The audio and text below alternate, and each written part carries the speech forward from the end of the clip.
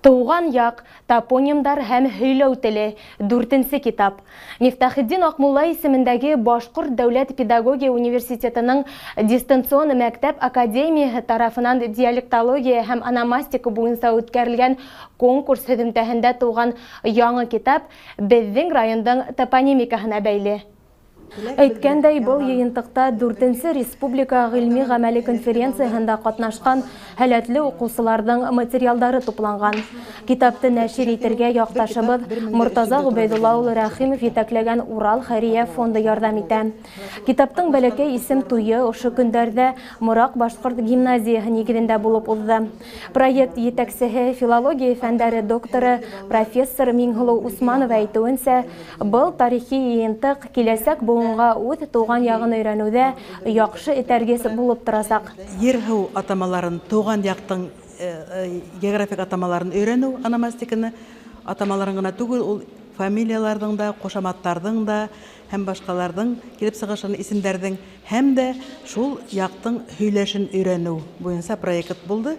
Һәм бында иң мөһиме уҡыусылар эшләй, уҡыусылар ҡатнаша. Уҡыусылар үҙҙәре күршеләренә барып, туғандарына барып, һорашып, яҙып, ҡыҙыҡһынып китеп, мәҡәлә менән конференцияға киләләр, һәм беҙ уларҙы китап итеп сығарабыҙ.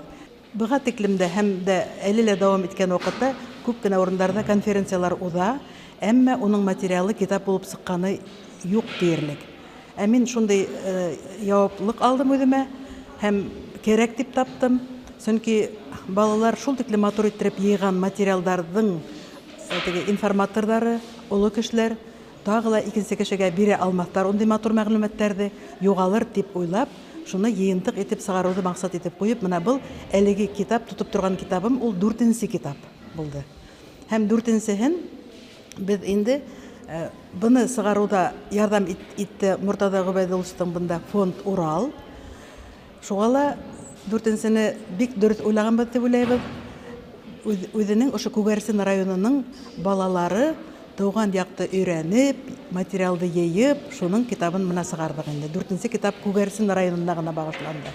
Уларҙың балаларының, Күгәрсен районы балаларының, уҡыусыларының хеҙмәт емеше булды бында.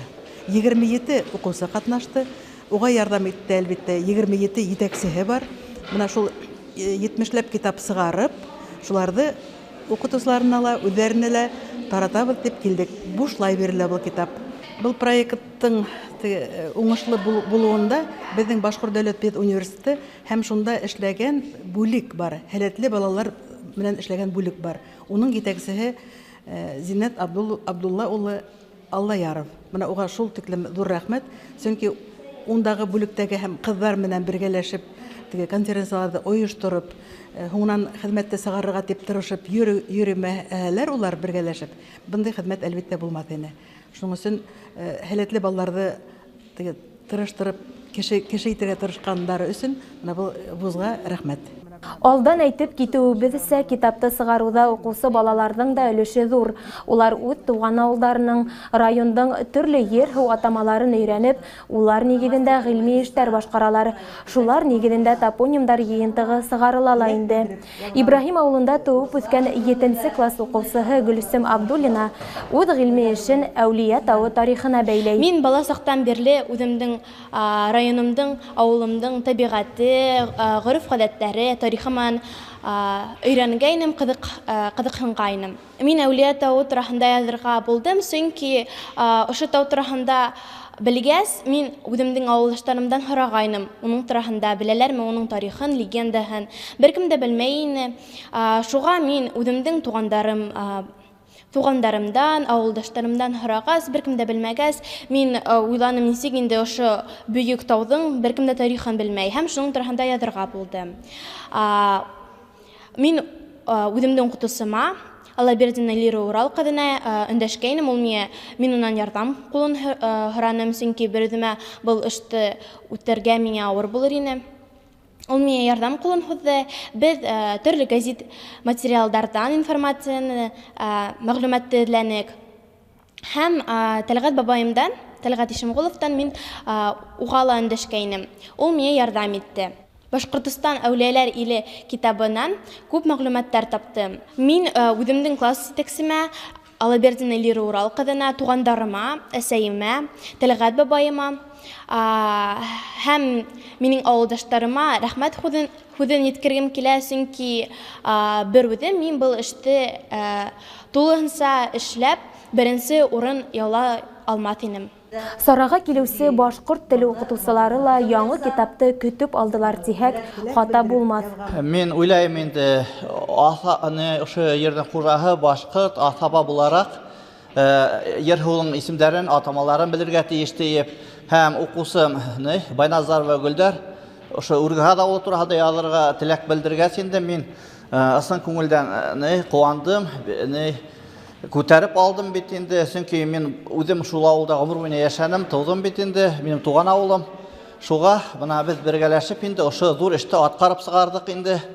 Һәм эшебез һөдемтәле булды инде, чөнки минем укусым диплом победителен алды бит инде. Һәм менә ниһаять кулга ошо йыентыкты аласакбыз инде. Бик тулкынланып, куанып килдек инде. Димәк, эшебезнең һөдемтәһе бар. Нимә дип әйтәм килә инде. Бына авылдашым, устазым Алик Ишмөхәмәтович Саиткулов Үргәһәдә авылы турында китап язып чыккан инде. Менә без дә укусам Гөлдәр Байназарованың бәләкәй генә бер өлеш кертәсәк без инде. Тагын да Үргәһәдә авылы турында, уның данлыклы урындары турында кешеләр укыясак, беләсәк. Менглу Губайтовна минем укытучым, яраткан укытучыларымның бере. Һәм мин бик шатмын инде уның белән бергә шундый зур эште аткарып чыгарганга бергәләшеп. Уга рәхмәтем бик күп. Әлбиттә, топонимдар китабы сыгу яхшы күренеш.